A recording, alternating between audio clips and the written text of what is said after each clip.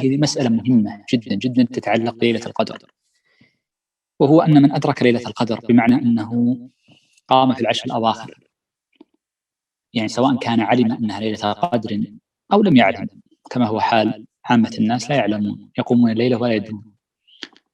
فمن أدرك ليلة القدر أو ما هي مظنة ليلة القدر من العشر الأيام الفاضلة الأخيرة من رمضان، فإنه ليست كل الأعمال الطاعات فاضلة فيها. نعم، كل أعمال الطاعات لك أجر لا شك، ولكن تتأكد أعمال خاصة بعينها التي ورد بها النص. ولذلك عندنا قاعدة وردها أهل العلم أنه لا تلازم بين فضل الزمان ومطلق العمل، فليس كل زمان فاضل تعمل فيه جميع الطاعات، وإنما يستحب في الأزمنة ما ورد به النص. فالعصر على سبيل المثال من أفضل أزمان اليوم، ومع ذلك نهينا عن الصلاة بعد صلاة العصر.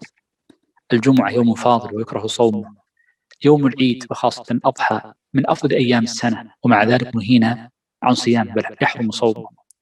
كذلك يوم ليلة القدر، فإن الانشغال فيها بالأفضل لا شك أنه هو الأنفع. والأفضل مما يفعل في ليلة القدر 3 أشياء. الأمر الأول ما أشار إليه المصنف من قضية الدعاء، لحديث عائشة رضي الله عنها أنها قالت للنبي صلى الله عليه وسلم: ماذا أقول إذا أدركت ليلة القدر؟ فقال: قولي اللهم إنك عفو تحب العفو فاعف عني. والأمر الثاني الذي يستحب في ليلة القدر وهو قيام الليل. من قام كما قال النبي صلى الله عليه وآله وسلم: من قام ليلة القدر إيمانا واحتسابا غفر له ما تقدم من ذنبه. والأمر الثالث الذي يستحب في ليلة القدر أو ما هو مظنة لليلة القدر وهو لزوم المسجد. وقد كان النبي صلى الله عليه وسلم يعتكف العشر الأواخر، اعتكف من أول رمضان وأوسطه، وكان آخر اعتكافه في العشر الأواخر من رمضان.